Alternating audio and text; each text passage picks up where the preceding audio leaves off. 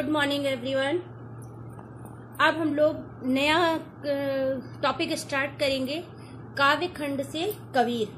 ठीक है, कबीर जो है ये निर्गुण भक्ति शाखा के कवि हैं और ज्ञानाश्रयी उप शाखा के कवि हैं।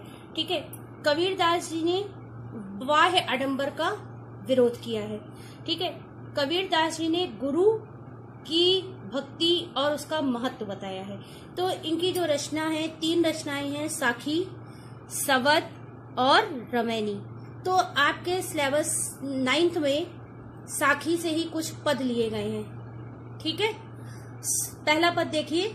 सतगुरु हमसो रीझ कर एक कहे प्रसंग, बरसिया बादल प्रेम का भीज गया सब अंग।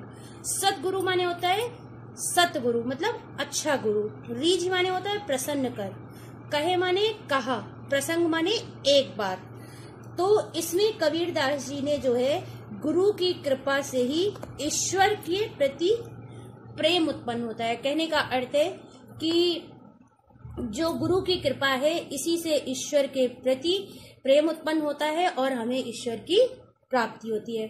तो व्याख्या है, कबीरदास जी कहते हैं कि सदगुरु ने मेरी सेवा भावना से प्रसन्न होकर मुझे ज्ञान की एक बात समझाई है, जिसे सुनकर मेरे हृदय में ईश्वर के प्रति सच्चा प्रेम उत्पन्न हो गया है। बरसा बादल प्रेम का भीज गया सब अंग। कहते हैं कि ईश्वर की कृपा से प्रेम रूपी बादल की बरसात हो गई है। कहने का अर्थ है कि ईश्वर का सानिध्य प्राप्त हो गया है, जिससे मेरा संपूर्ण अंग जो है वो ईश्वर की भक्ति में भीग गया है। कहने का अर्थ है कि वह उपदेश मुझे ऐसा प्रतीत होता है मानो ईश्वर जो है वो प्रेम रूपी जल से भरे बादल बरसने लगे हैं और उस प्रेम रूपी वर्षा से मेरा अंग अंग भीग गया है। कहने का अर्थ है कि सदगुरु के उपदेश से ही ईश्वर के प्रति हृदय में आस्था उत्पन्न होती है और मन को शांति मिलती है। इस प्रकार जीवन में गुरु का अत्यधिक महत्व बताया जाता है। एक पद और भी आप लोगों ने जैसे सुना है, गुरु गोविंद दो खड़े काके लागो पाए, बलिहारी गुरु आपने गोविंद दियो बताए। कहने का अर्थ है कि गुरु जो है वो श्रेष्ठ होता है। पहला पद जो है ये कंप्लीट हो गया है। अब सेकंड है, राम नाम के पट तरे देवे को कछ नाही, क्या ले गुर संतोषिए हौस रही मन माही। तो इसमें कबीरदास जी ने जो है गुरु के जो हमें ज्ञान प्रदान करता है इसके उपलक्ष्य में, मतलब इसके एवरेज में हमें उसके पास देने के लिए कुछ भी नहीं है। राम नाम के पटतरे, पटतरे माने होता है बराबर। ठीक है, देवे माने देने के लिए। तो कबीरदास जी का कहना है कि गुरु ने मुझे राम नाम दिया है। ठीक है, इसके समान या इसके बराबर मेरे पास इस संसार में देने के लिए कुछ भी नहीं है।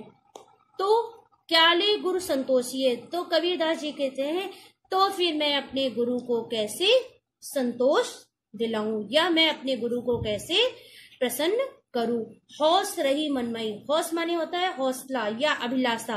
कहते हैं कि मेरे मन में, मेरे अंतर मन में ये अभिलाषा जो है हमेशा ही रहती है। कहने का अर्थ है कि मैं अपने गुरु के चरणों में कुछ अर्पित कर सकूं, ये मेरे हृदय में हमेशा इच्छा बनी रहती है।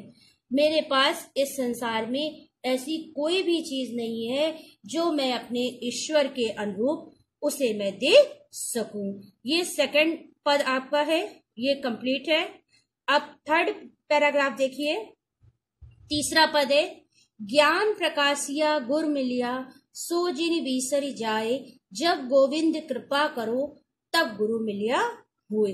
वही पद बताया गया है। इस पद में कबीरदास जी ने बताया है कि ईश्वर जो है, ईश्वर तक पहुंचने का मार्ग जो है वो हमको गुरु बताते हैं। जब गुरु मिलिया मतलब कहते हैं कि जब गुरु मिलता है तो गोविंद तक पहुंचने का रास्ता मिलता है। लेकिन जब गोविंद की कृपा होती है, कहने का मतलब है कि जब ईश्वर की कृपा होती है तो हमें अच्छे गुरु का सानिध्य मिलता है।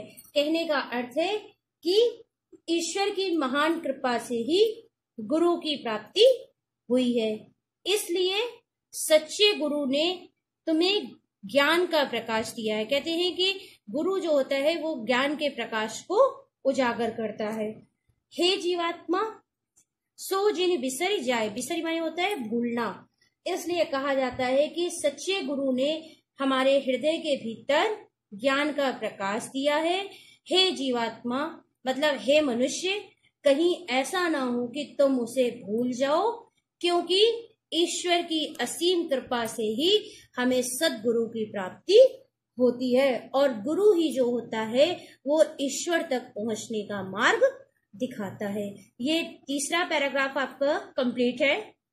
फोर्थ पैराग्राफ है, माया दीपक नर पतंग भ्रम भ्रम इवे पड़न, कहे कबीर गुरु ज्ञान ते एक आध उबरन। इसमें कबीरदास जी ने कहा है कि इस संसार में बहुत से लोग हैं जो ज्ञान का उपदेश देते हैं। कहते हैं कि माया दीपक, कहते हैं माया जो है वो दीपक के समान है और मनुष्य जो है वो पतंगे के समान है। पतंगा होता है जो बरसात में एक कीड़ा होता है, वो दीपक के चारों तरफ चक्कर काटा करता है, लेकिन वो दीपक की लौ में ही फंसकर जलकर अपने प्राणों का त्याग कर देता है।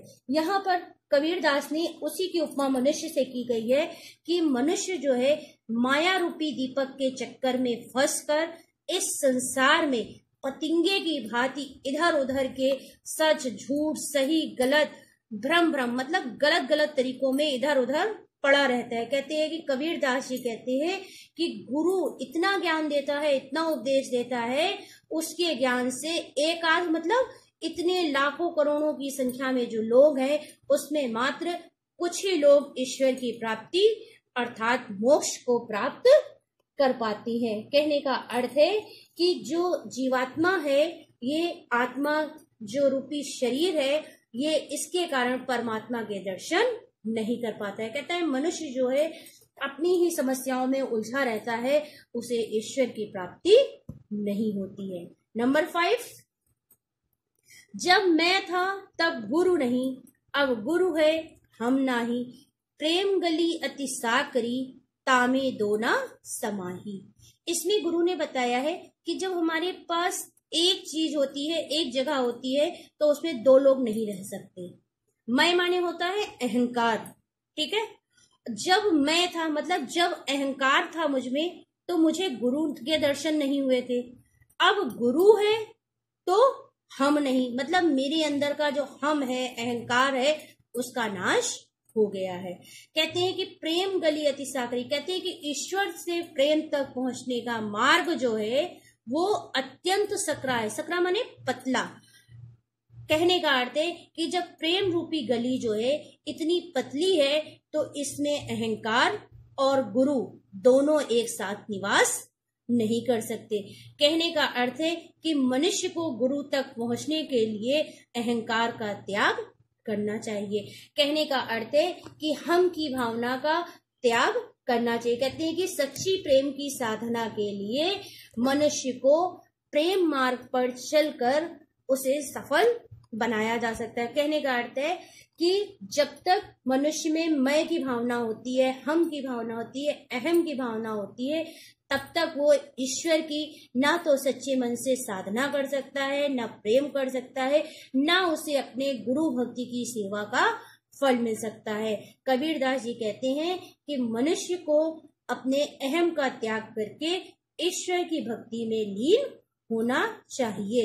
ये आपके 5 पद यहाँ पर कंप्लीट हो जाएंगे। नेक्स्ट वीडियो में हम आगे के पदों का अध्ययन करेंगे। Good bye, take care.